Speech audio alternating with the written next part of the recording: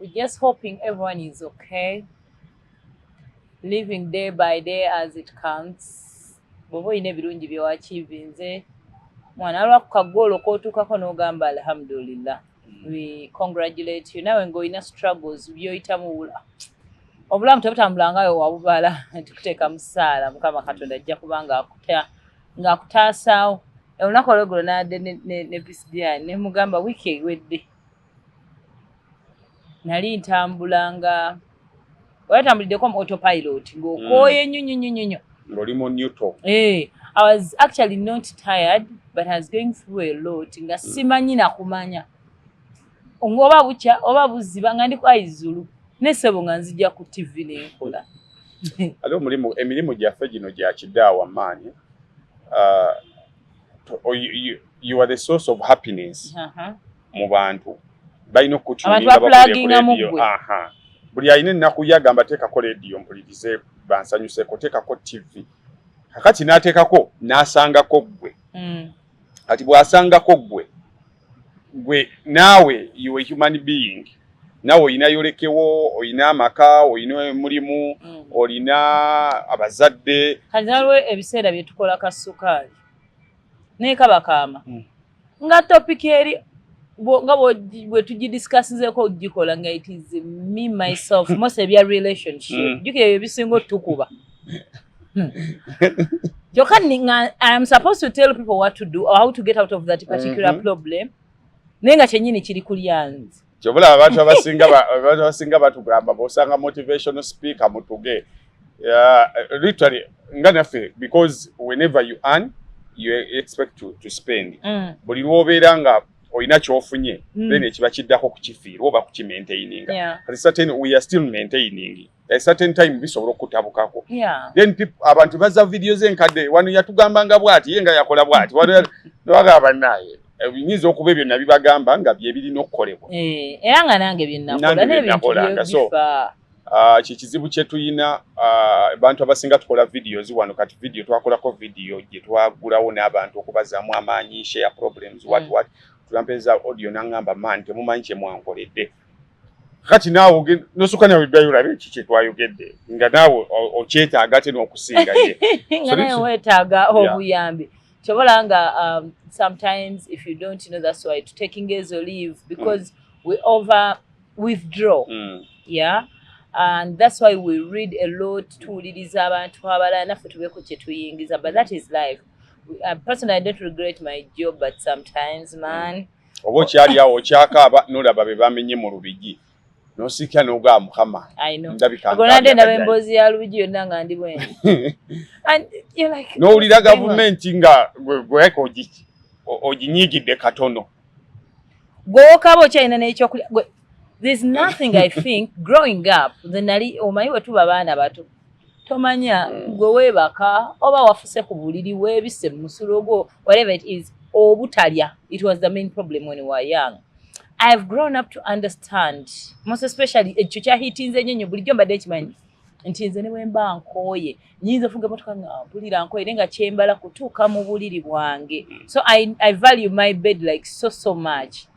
Bwe mbeera aba up country nga nagenze okukola nentuka obuliri nga sibwagala nga mpulira sotote twakuja mba nvalinga buliri bwange naye eggulo kye nalabye ekiri mu lubigi nova gyova ng'enju baagikoonawo si gy'opangisa gye wazimbawo me as imagining nze olaba wembeera mama nga alengerawo bulengezi nti kyo kyambukawo amanyiwo ayagala ye mutima gw'omwana toyina bbeera wa mwana nze namuleeta kwa Africana Mushaya David Lutalo ne ba anti bange ne mugamba bijja kuggwa kirondoozo ojja sula ewaka biki ani agamba ani aveeyo nga nkankana byonna byawona yeekwekayo muli agamba singa asula bulungi n'ebintu byange akulimba no but I believe every parent kankana should have that in mind. Waliwo space eyo gyo encroaching eyo bambi. Kati nkwamu akafaananyi bambi nga bamumenye ewuwe gy'abeera. Kati ng'alina kusooka kujja kuba emergency. Abeereko mukazi gwe tomanyi emirimu gwe mirembe gye bagigenda mu osobola n'ogguma singa bakuwa ensonga ey'amagezi. Ne bakuwa ensonga mbwawo wesenzawo bwesenza situkumanyi nenga wasika amasanyalaze government yakuwa amasanyalaze government yakuwa amazzi government yakuterawo obukuumi police government yakuteramu LC basically bidi kimubadde ne mukubala abantu mwalabye abazze ne bababala era nga bamanyi nti eno area erimu abantu kyokera mumaliriza nga waliwo bebaleseewo. It was so heartbreaking. Tubasasiddeko. We send out our hearts to you people out there. Kibi nnyo kiruma nnyo banne simene wenza kinnyonnyola okera ku makyanga toyina woosula. Anyway, going forward olunaku olwalero ebyennaku bingi awo tuyitiddewo nga tuwedde tulana tukayitirawo and olunaku olwalira kuza omwezi nga 19 mwezi guno ogwa mukaaga we send out our love to people out there who are living with sickle cell n'abalina abaana abalina obulwadde buno obwannalubiri obutalina cure but we just keep on ng'ojjanjaba pains mutuzayitamu until when Mukama Katonda lwalisalawo n'agamba nti kakati ebisigadde siko ate buno obulwadde bwa sickle cells nga tonatuwa statistics. I've talked to different people. Bugenda tuuka nga bulinga obulwadde bwa sirimu bwe tutegendeeza nga buli maka mulimu omulwadde wa sickle cell. Singa tunaba tetufuddeeyo nga mu myaka gy'ekyenda bwe twatuukanga almost mu Greater Masaka buli maka mulimu omulwadde wa sirimu because of the naivety and batuloga sima waliwo ababba obwennyanja Tanzania abatanzania basindikira eddogo so it was waliwo emboozi nnene nnyo yali ezimbiddwa ku sirimu not until government we yavaayo nesimba amannyo ku sensitization abantu kwe kutandika okugenda nga babuuka nti buno obulwadde si bwakweroga obulwadde bwakwerigomba kati ne sickle cells singa tetuveeyo namaanyi because ekisinga okukwasa ennaku ku ndwadde ezimu ye vibe gye tuwa siriimu. Siriimu aluma ne siriimu oyinza omussaako ebbali olw'ensonga ng'oggyeko bano abazaalibwa naye afunibwa mu ngeri ya happiness choice ekijjana kukiyita kusalawo nti omuntu osalawo n'ogamba kakati I'm going to undress ngende ne gundi and I'm not going to use protection obudde buyise nnyo bagambye edduuka liri walamuko kakati omwana ono bwensanga ng'akyusiza ebirowoozo then people get drunk then they do the unthinkables tisirimu kakati ate netumuwa nnyo vibe netwerabira ebintu ebirala ate byebiri ng'oli tabiinaako buvunaanyizibwa. For example, menstruation period z'abakyala tuze tuzoogerako taziinaako buvunaanyizibwa ne pads za bbeeyi okusinga condoms.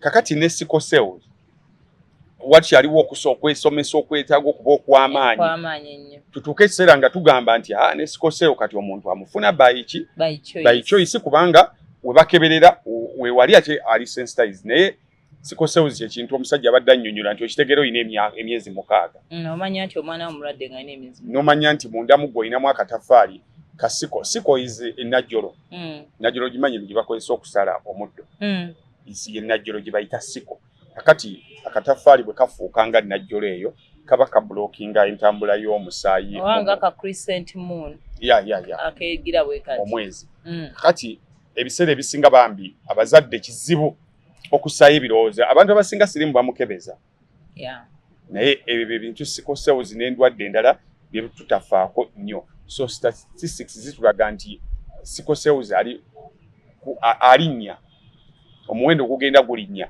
omwaka oguwedde yali Daily nti yafulumya nti mu West eyo kakati naye agenze apamba n'alinnya so tulina okufaayo ennyo bwe muba munaazaala omulembe guno sijja kwejjamu sikugamba nti nze nali senior nnyo nasooka kwekebeza biki ffenna abasinga generation yaffe omwana asooka aba waakwekanga eri maama we ne taata we omwana ndowooza owookubiri gwe muteesaako bwe muba ate era mumuteesaako bwe muba nga muli bateesaako kumufuna si bya bulamu nti kati twazaala asooka tufune owookubiri nga mumaze okutegeeragana wane asooka beeyisiza batya kakati ate era n'asooka taba wa n'owokubiri ayinza obutaba wakutegeeraganako singa omuzaala mu muntu mulala. Yeah, that's why osanga omuntu ng'agamba alina abaana bana bonna basikirasi.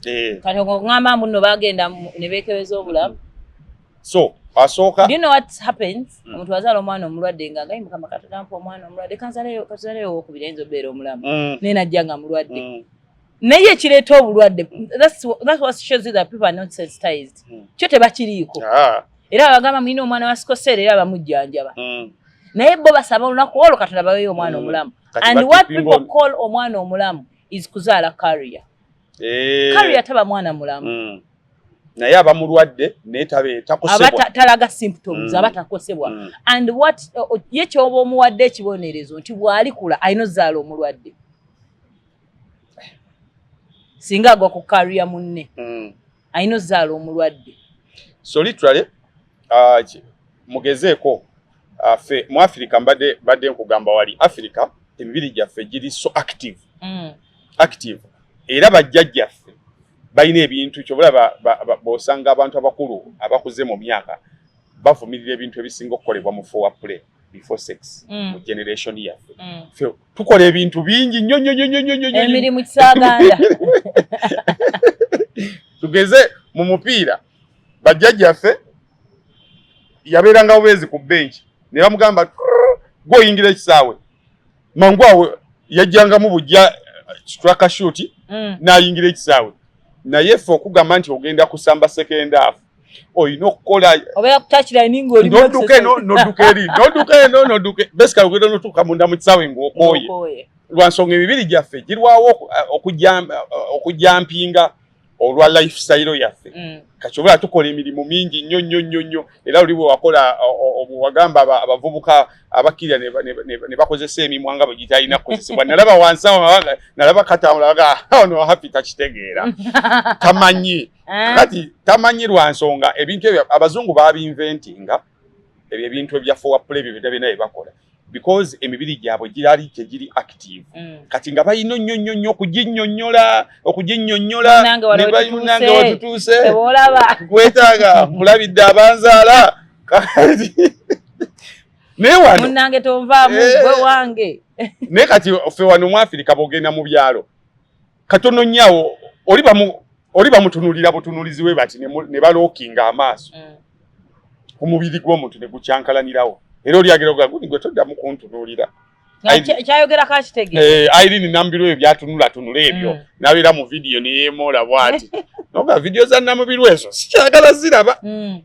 Lwaki oyagala Nambirwe ayina ebyancankalanyamu kati omuzungu takyankalanya ku ebyo bintu. Mbu simanyi omulokiriza amaaso simanya alabye kyobulaba bo balaba ezo movies zaabwe ezikyusa kala nezifuuka bbulu. Ate olaba video esooka n'eyokubiri n'eyokusatu ng'alinga bwe tulaba seri nga wali kaguje talina kyeddako. Neffe wano olaba bulabi mwana ng'ayita waawo kyabava beekunamira n'ennyo abakyala kati bali mu ssama tebateeka naye abavubuka beeyo kati abaddugavu nalina ettiti emitima tebalina nnyo. Nalina ettiti ne mu example ne mugamba olaba Olympics zeetaaga kuwera. Kyovulaba mpagira nnyo amawanga g'abawalabu ku Olympics because serious etunuulira yani ono omukazi ono akuba ensero Serena obuntu bw'abayambadde n'abo abakazi mbuno bawuga ne bajja ne bayimirira bati ku touchline nga bambadde obuntu bulaga buli kimu ekiyitira. Bwe tuvaawo n'ogenda basically n'entula negamba bayewa n'abantu ne kati ite Namboole ogambe Olympics ziri Namboole abasoga mujje abaganda mujje abanyankole mujje bukakati tugenda kuwuga gumaye kisobola okubeera abaana mupiira gya interdepartment ejja sebo abaana baga mteeke mukoko kuwuga mama watutabukidde la hawla wala tahaba kati awo kyenyo mwe mwali mwenja batwala mu Olympics ndowooza otegedde era twagenda okuvaawo kyemmanyi buli muntu ng'agamba ate tunaakola ki era ebikolimo bye wava nabyawo nze nkubuulira ebikolimo bye wava ate wasooka n'otutega ekiginjiro ojja ne mutabani wo buli muntu talina kyayinza kugamba nze n'omuntu omukulu waddako upcoming eruda so kakati byebyo twetaaga sensitization ffe omubiri gyaffe example enzigidde wano nti ffe tukyamuka mangu by the time you know nti you'll have sex already omaze okuba naye era kyova one night stands nyingi nnyo kyoli olumukoonako n'atabuka ebisenga we baategeeragana bulungi nnyo omusajja obulamu bwaffe we buti we buli naye tulina okubuuka leve eyo ogambe nti bane yadde ndi so active ekandowoozeemu kokko singa mba ndeese omwana mu mbeera eno singa mba nfunye sirimu mu mbeera eno tujja kugezaako okutangira ebintu bino soke tuveemu excitement then okwekebeza kikulu ebintu bino byonna tubyogera not until you have that secret child that's when you know olaba obeera luwezi na mwana ng'alina ssenyiga namumalako wiiki emu anti owange bwadda kusomera akolola wiiki muwadde eddagala ezzungu ne ligana jeje yapaakinga n'effumbe lino eri egganda kati namuvuddeko naye oŋŋamba singa nkudda muwaddanga naye bw'akolwa mpu yankolerera mu lubuto naye gwe imagine ozaala omwana kuva owamuzaala paka ebbanga lyaliko nga mulwadde a child is supposed to bring happiness. Yep. Taata bawulaba yayitamu. Mbadde nsoma mu Daily Monitor omukazi yagamba nti omusajja muno yamugamba the only thing you did to me is giving me useless children. What a statement. Useless children because they are sicklers. Yeah. Ne yerabidde nti babeeyi bamukama bukami and with our health standards wano mu Uganda. Ate abasajja abamu bakyalina eyo mentality nti omwana Oluganda lugamba omwana omulungi omwana omubi avumaganya nnyina.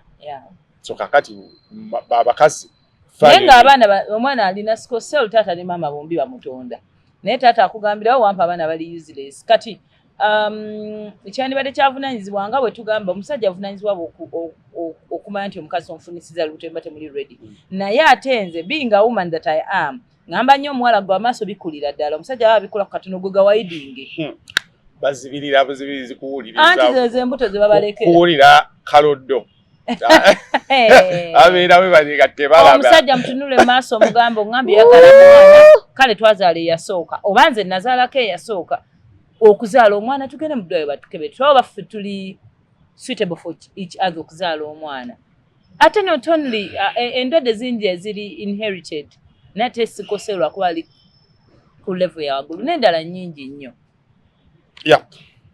kyekigenda mu maaso kale that was just call to action eyokuba nti munaye twekebeza na tondi sirimu awamu n'endwadde endalalala ezitubonyaabonya ano mu ggwanga kaakati olunaku olw'eggulo ababanja kabaka abatatera wulira bye baba boogedde Katikkiro era yazzeemu n'ababuulira embeera kabaka gy'alimu Uganda babanja nze nkubulira mbu kino kyogera Katikkiro addako gwe bali waddamula addako sima oba tootuuka entebe eno eddamula eyo n'ogitusuulira nkubuulira Katikkiro addako mweno generation when everything is at its peak nali luli bwe twadiscussinga the difference between Besigye and Bobi Wine omuntu omu yankubeza audio nangamba fe toyiza kugamba nti Bobi Wine ne Besigye bali ku level emu Bobi Wine alesa abavubuka bangi for example kati nze bya Besigye saabiwulira ne Bobi Wine yamatiza yagenda okumayiza emyaka gye nga she's 24 years nemanya nti Besigye yagenda okuyingira struggle nga she's 4 years kati Besigye alina kyakugamba at 4 years era obitegedde nga yo generational person azze kakati neŋŋamba kyonna everything nti Bobi Wine ajidde mu kaseera nga fatigue is at its peak the fatigue Besigye we yagira fatigue yali wansi kokko ne kati eri at its peak kakati ne Katikkiro addako nga fatigue ya buli kintu eri at its peak nga tuyina abaana tola mu Kenya bekalakasiza nti President Ruto agende abantu ne baseka omusajja n'ekisajja tekinaggwa ka yajja 2022 bagendera nno musolo bagenda mu musolo omugaati bagongeddeko 16 buli kintu kiri kati omuntu yajjali omukadde eri ebabemabega challenge gye tuyina not until bino byonna bikyayongera okubaawo ate byogenda kubeera worse one tulina abantu bangi abatamanyi byafaayo. Boddayo wano n'ogenda randomly n'obuuza abantu Waike Musaazi yaani tebamumanyi. Bw'ogenda n'obuuza abaana Kayiira yaani babiwulira tuwulira lipooti ya Kayiira yafulumye lipooti ya Kayiira bw'obuuza abantu abaana Kayiira tebamumanyi. So ebyafaayo byaffe bingi nnyo ebitamanyiddwa. So ensonga lwaki buli muntu afunye waayogerera asobola okwogera nga bw'ayagala. Because abamu tebamanyi ebintu bikwatibwa bitya. Then ekisinzo tuleetera obuzibu ye fatigue y'ebyobufuzi. Recently South Africa ine ekizibu. South Africa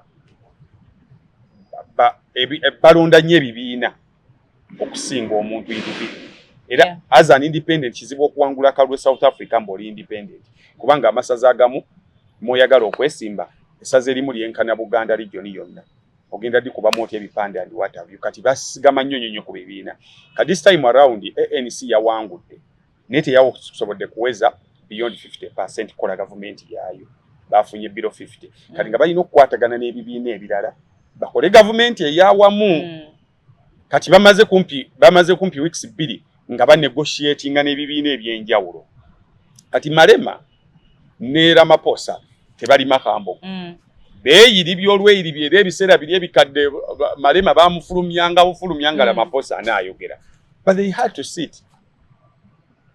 Bateese. Tiwawuliddeyo South Africa bagamba nti gundi yalidde kewatudde ne Ramaphosa walidde kakati fatigue yabwe tennatuuka waawo.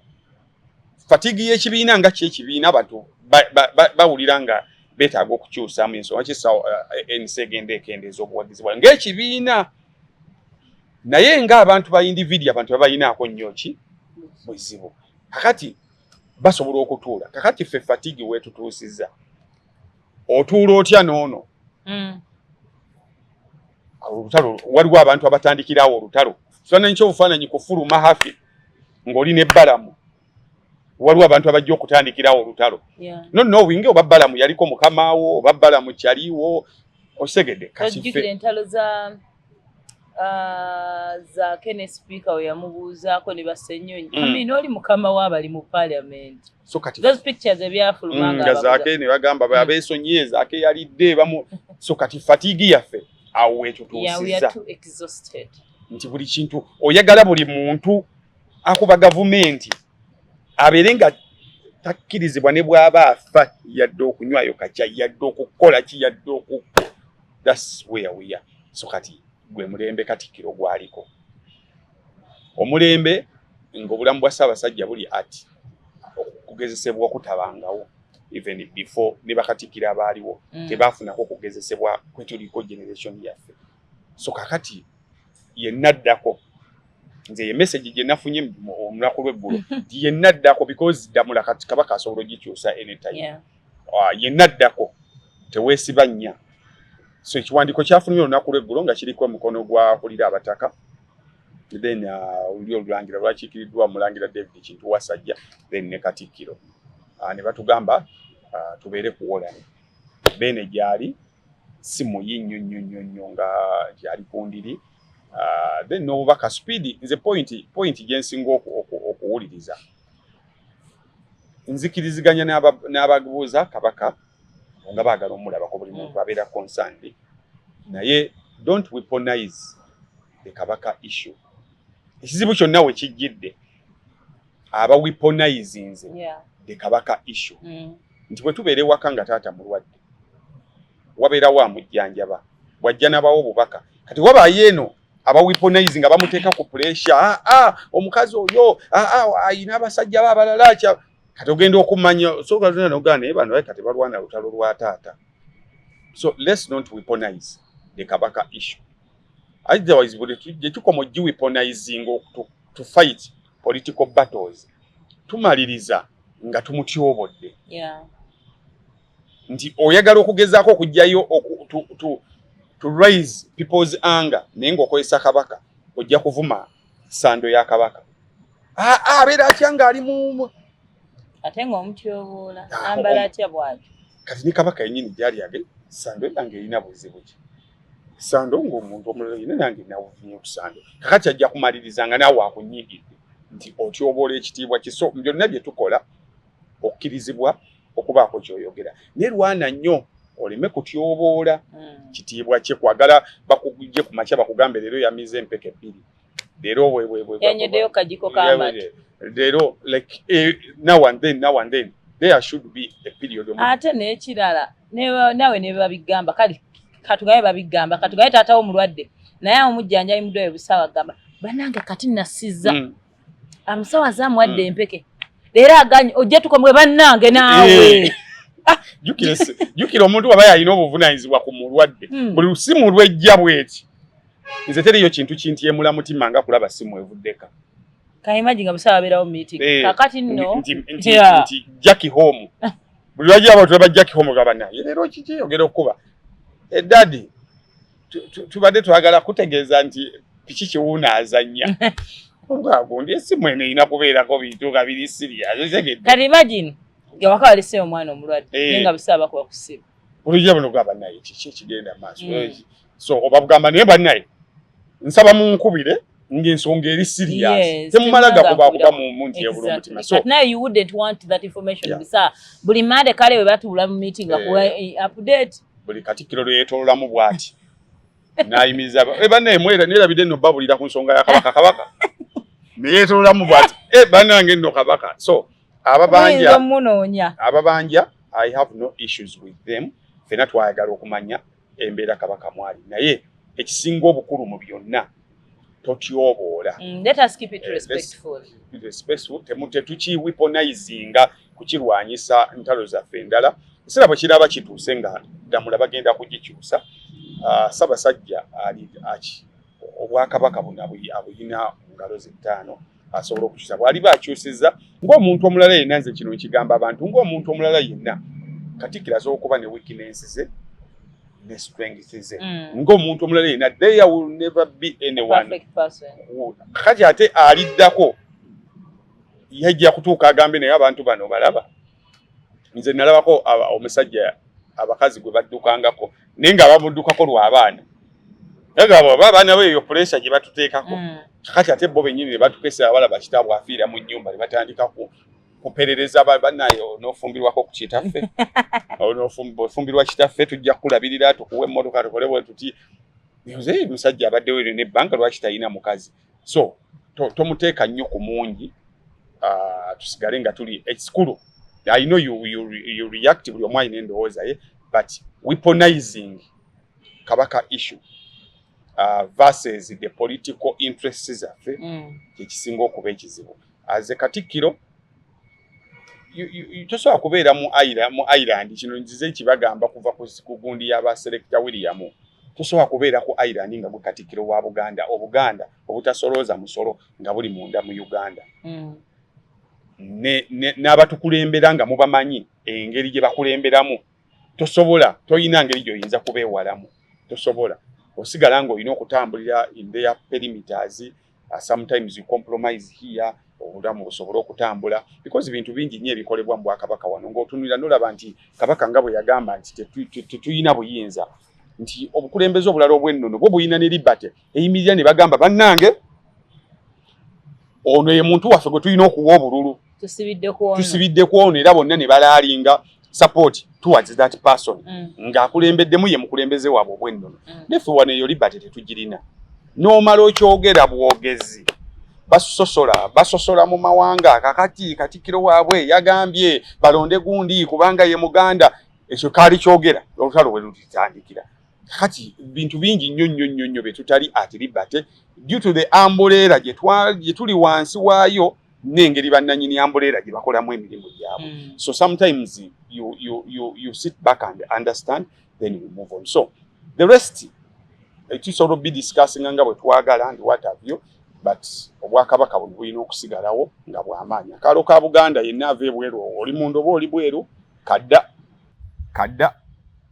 kaalo kaaliko nnannyiniko buli omu ajje n'akeekoonako neeyongerayo so tufena tusigala nga tusabira Ssaabasajja n'obukulembeze bwaffe obw'abataka obw'oli olwangira ne administrative block ey'Obwakabaka ekulemberwa Katikkiro let's hope for the best. Okay, Kali. Moving on, President Olunaku Olwenkya ennaku z'omwezi nga 2 abadde alina meeting abasuubuzi which was postponed to 31st of this very month. That's funny. Waliwo kamemu akatambula oyogera nga atayina amanyi. Nga manyi gakuwedde. Nze actually nze siina kyensuubira nnyo kiva mu meeting y'abasuubuzi na president. Sisuubirawo anything because omuntu kuba tuddukirewo omuntu President Museveni yalina okubeera neutral man between ife abasuubuzi ne URA. Naye weebuuza asinga kufuna muddi nga abawinze down ku byabasuubuzi oba nga abawinze down ku ng'avunamidde basuubuzi oba ng'avunamidde URA. Ruto okujja emisolo ku mugaati ku ma cooking oil nalabye oba ne mobile cars and then oba mobile money ng'abantu bamaze okuprotestinga owa wasinga ofuniramu. Ati kakati gundi zaawukana playground zaawukana nti omunakenya asobola okutunula n'alaba nga gavumenti ye olwedde embeera gira emisolo baleese gyakajanja bayina ssente ezitambuza gavumenti.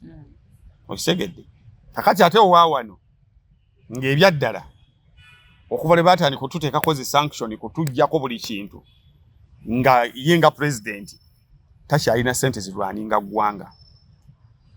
Okisegedde on top of ku ssente kubeera nga zibbiddwa all the avenues eziyingiza ziri blocked.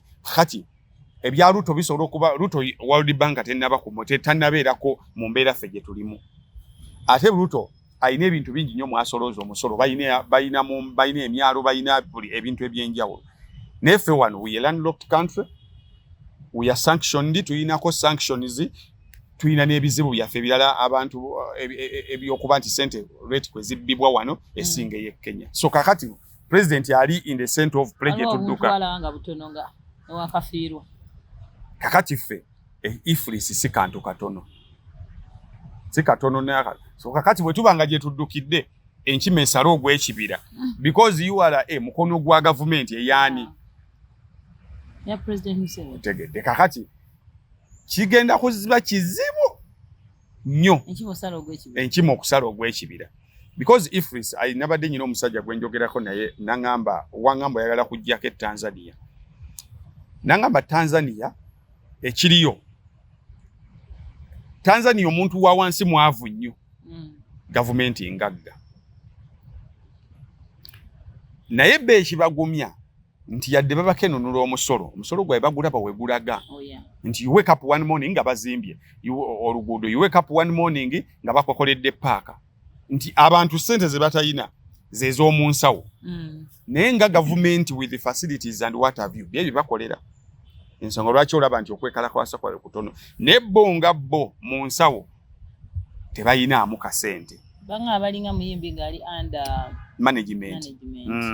Bamusasula rent alya ayambala bebya bulijjo sessions zonna zifuna naye abeera yala era ng'emuyisa bubi. So kitegeeza naye baali bakigamba ekye Tanzania no ngwakiŋŋambye but example ye ndabikiddemu bwekyo. So oli bw'ati bwe yanyinyonnyodde kuba ayina kampuni yayina kampuni wano ne wamutabukako yaŋŋamba awo emisolo biki n'engeri ebintu gye bikolebwamu the political system byannemesawo awo n'agenda TZ ka TZ ade yakamalayo omwaka gumu yasaze n'agenda Kenya kanadde mubuuze wayi kiki n'aŋŋamba Tanzania ekituufu ebintu gavumenti biki byonna bitambula bulungi alwaliro masomero naye abantu okukwata mu nsawo bagule product yo we wali olutalo no gavumenti bakolera nguudo bakolera biki yabibakolera era omusolo gwabwe n'aŋŋamba era iflis gye yafubutuka eyo ye yabatuusa ku ekyo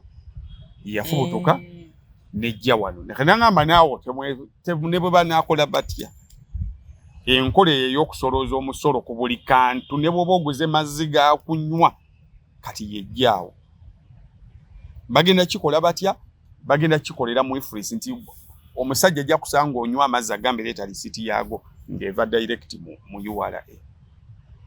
Kala nga byonna byonna bye mukola abasuubuzi tebalowooza nti a certain time X president agenda kuteeka mu reverse.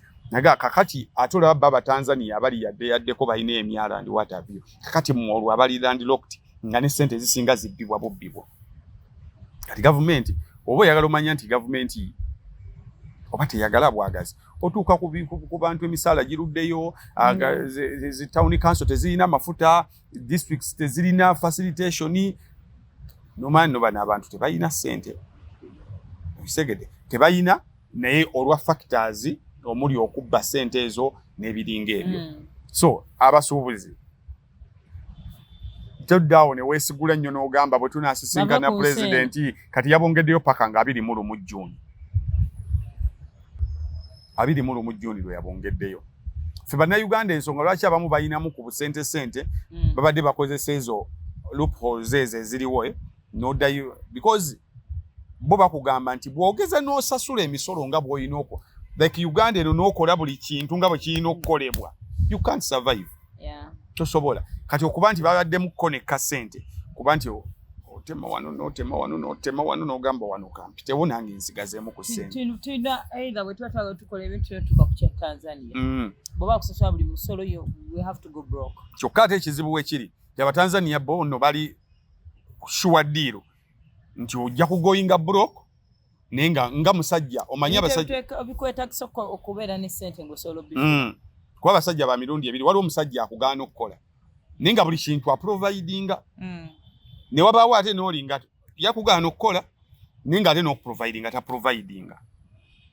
Kakati abo abasajja ku bombi bonna bakugaanya okukola bonna kibi naye ku bonna olaga ogenda naani aprovidinga. Kati Abatanzania bo bakituukako naye the government provides. Nefe wano buli kintu ajja kugaana okukola ate aleme kubaako kyako kineze enviiri okukola pedicure buli kimu nga talina kyakukolera oyo abeera worse than the devil. So kakati bassebo ne bannyabo abagenda mu meeting eyo abasuubira okuva mu meeting eyo sibamalaamu maanyi naye tuludde nnyo ku kyalo kuno tumanye okuba gyeva misolo mingi egizze wano egimu ne bagikyusa mannya endala emirala ne bagiremezaawo lwampaka emirala ne bagigatta ku bintu bye tukozesa. So at the end of the day ogenda okumaliriza nga tolina nnyo kiddako ng'olina kugenda mu kayimba ka Ronald Mayinja tuwonge Mungu baba. Speaking of enguzi baina abaka ba NRM abalala mbubi basamonize badi baina kubeerayo ggulu bannaye nga bano omwabadde ono omusajja agundi Wamakuyu waliwo omusajja oyo abalya ssente za growers nazirabye abalya ssente za growers boba wakusamoninga.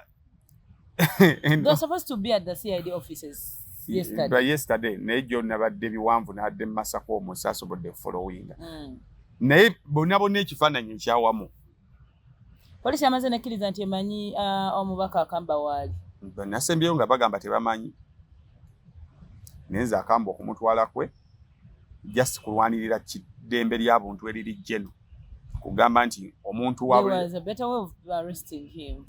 kakati bwe baba batwala boyi waabwe bati bwabaayo opposition yakugamba nti bantu tewe batyo todde eno kugamba nti bazanya byabufuzi baba batwala omubaka wa parliament amanyiddwa wasangibwa ebyo ebintu ebyo bikolebwa ku muntu nga temumanyi wasangibwa nga kuba polisi bebe musamonize badenge musamoninga nga declininga temumanyi wasangibwa temumanyi nganda ze literally oyakirizibwa okutwalibwa bwati naye omubaka wa parliament alina amaka alina enganda kale katugambe si polisi ya musamoninze but n'atwalibwa mu mbeera bwetyo. Era nalaba enanga oyo ng'atugamba lumumbu nno mbw abantu bannayuganda mwesuulirayo gwa naggamba babba omuntu nga muli awo mutunula ojjukira bino ebintu bya tteke abantu bajja ne bayoolwawo omuntu abannansi ne basigala nga batunula kakati abavaayo ba apologisi ne banenya abatunula bwe bakuba batya omuntu misana ttukumwe nga muli awo mutunula kyokka ne poliisi n'abali abakuumaddembe bwe bajja okukwata omuntu era nabo bajjanga ba hooligans. Kati ffe how do we differentiate between hooligans and the security officer? If they are saying that police say muna Uganda kyo mulabera ne mundu, the people were gunned. So kakati ne action when nalabidde ne bino CDF we yayisize ekiragiro bakwata buli wamagye amenya amateeka eggwanga lino bagamba babita bulukuwamuzi nga bwobeeraawo buli enkoko n'ogibako kyoka gikasukirayo egumire kaawo. So kakati ebyo byonna birina kukwata kakati kubanga weebuuze lwaki magye ge galina okwenforcinga traffic laws. Anti ge gali accused of breaking them. You just empower the police force. Oyisegedde? The military, the army is supposed to keep the boundaries of the country. Whatever is inside the country, internal issues. Empower the security forces ezikirimu. Oyisegedde nti wabeerawo ebintu nga si buli kintu nti olina okukiyingiramu. So what they are doing is good, but bongera kutulaga bunafu nti police ne traffic tebalina kiddako. CDF yadayisa kiragiro n'agamba kuba report police gyegamba police enyine ye yaloopa abo abamagye babanyooma ne babayimiriza ne bayivuga one all that. Kati ate lwaki bali be bajja okukwata bannaabo mbo bano when they block the roads ng'omuze gulekeraawo. Kati mugenda kubeerako mpaka tekijje that certain point mujja kuvaako muddeyo mu barracks. Twaba omusajja wano yali minisita yakubowa traffic oluyi. Saba traffic bali humiliated ku nguudo nga tulaba ffe abantu abulijjo ensonga kinaffe abantu abulijjo olumu tuwalirizibwa okugulayo ebijaketi by'amagye n'okiteeka ku mutto ne weeyagalamukko because amagye ga humiliatinga aba traffic. Kakati gwe oba oyagala okugyawo obumenyi bw'amateeka because togenda ku facilitatinga because aba bamagye obalaba bali kukuba bakwata bamagye bannaabwe. It came with the budget. Of course. Okuba transporting obateekayo padiyemu kubaliisa kukola ki naye nga bakola omulimu already oguyina ekitongole ekirina okugukola ekiri budgeted under the budget of the country. Guyisa ekiragiro ogambe bannange nze ng'ow'amagye sivunaanyizibwa ku misbehaving. Thank you. Aba traffic mukole omulimu gwammwe bakwate jeno bamukwate kubaka kati singa owamagye azza omusango nga guli mu jurisdiction ya police owamagye akubye mukyala we ate magye ge gayingiramu ez'ensonga wabeerawo abapoliisi abavunaanyizibwa ku nsonga z'amakere ebyo gye bamusindika. Osegedde kabeere President Museveni nga bayina home issues wabeerawo abatwalamu ku kyalo Ntebe. President Museveni alina eweero si wano amutwala ekyo kimanyi era bayita abatuuze b'oku kyalo okwo nti oweero si wano abayita. President Museveni alina okujja mu meeting ya LC1. Osegedde so buli muntu let's empower institutions. Tumanyi parliament eri empowered, aba traffic bali empowered. Tuleme kubeera nga buli kantu amagye ge gavuddeyo buli kantu president yavuddeyo kati n'abeerubigi bali mu kuyita president abannema balina kuba saaziro nga bali munda. Where were they when people were building? Kiki ekyabatwigalinze lwaki mulowoozesa president nti waliwo abantu nti waliwo eyaguzaawo alina byayagala okukolerawo ko omuntu wa bulijjo lemanis understanding ejja kubeera bwetyo nti luli baade tebalina muguzi aka waliwo omugwire eyaguzeewo oba alina tanka oba za amafuta oba zaaki zayagala okuteekawo nga zayingire omuntu kyajja okulowooza ntumaze wano emyaka gyaffe nga temutunyega paka mwamaze kufuna ddiira. So President Museveni kati gwe tulina okugeraajanira era essaawa yonna ajja kuvaayo nga hero. Manye ebintu bya wano basukalibwa kubba guno then ogenda okumaliriza hero. Nadini yagamba atya? Ali wetulaga. Munadini kyoyo. Yasawe moto. Wali wetulaga. Kati sawa yonna tekikwewusa nga president yagenze n'awubayo olubu lw'ekigere. Osegedde president ajja genda awubeyo olubu lw'ekigere babaweeyo ku mabaati awo eyo emboozi efiire awo. Tugende tukole ebirala. So kuzimba mu ntobazi kibi, but we are against selective destruction ne direct destruction. Omuntu bamukwatirewo speed nga yakatandika okuzimba bwati bamugaye wano netolinda kumuwa mazzi, kumuwa amasanyalaze, kumuwa erosi wano, kumuwa polisi n'omuwa byonna byonna ebimusobozesa okubeerawo then n'ojja n'ogamba tomumanyi.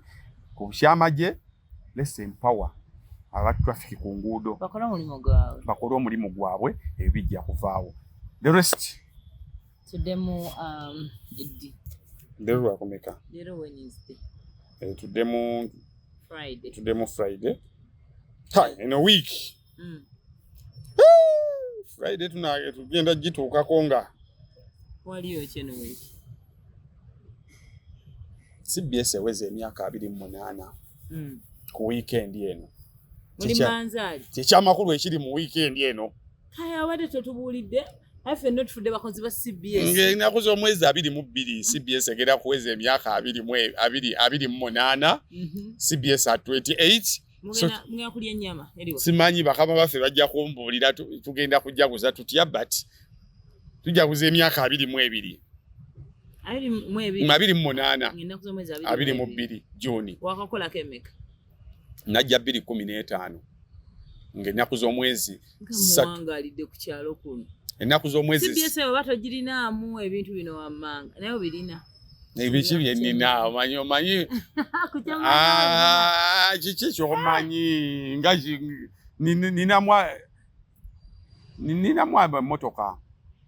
ninamu emmotoka najjange natandika okukolako ng'ennaku z'omwezi 3 ogw'omukaaga 2015 ne lunaku lwe nasooka okugenda ku mpewo ndwayo lunaku lw'abajulizi kati 2015 paka 2020 gy'emyaka 5 ginena gy'emyaka 9 girogende enafize nedde omala otya kumpewo emyaka 9 ate 5 giba gyakwetegereza aya 5 nali nkola lihaso babeerawo yasiga ensigo y'obutava wantu mu ggwanga lino ginena nakatandika kati nsimbula busimbuzi wabeerawo bakiyita batya okuyisaamu abakulembeze baffe ensigo siri mukulembeze sebo wali erite ngamba akulembeze ensigo gye basiga kati buli omu waali naye nyina byengattagatta bwe naamala okusoma ngenda kusoma wano bwe mmaliriza wano bwe naaba nfunye vibe nzireyo emyaka 2 masters tamanyira kumanya njala mmaliriza nga nkozesa when do you want to resign by 40 when I clock 40 I'll start thinking about leaving radio. 45 nja kuba mwendi mu radio nenga nkola ate shows ndala ngeziraga emyaka gyange naye I want to build a school. Oyinza kwanga tukyalina kumpewo nenga oli mundu omwe njala kubeera nnyo mu education and sensitizing counseling and guidance. I want to build a school era kyekyo essomero mbulako sente zilizimba naye ekirowoozo n'ew'okulizimba weebiri ew'okulizimba mwebale kubeera kumpewo for that long 9 years mingi hafi watandika kukola ddi ku Galaxy nze ne mawulire sinnaba kubeeramu yadde emyaka 9 mingi nnyo bane mulimu gyonna Sam Galaxy ne BBS wakabeeramu emyaka 2 kati ate 2 gy'omaze ku Dr. Kwefukyano Nesina kaya ngamazi ndi mukulu ama mwera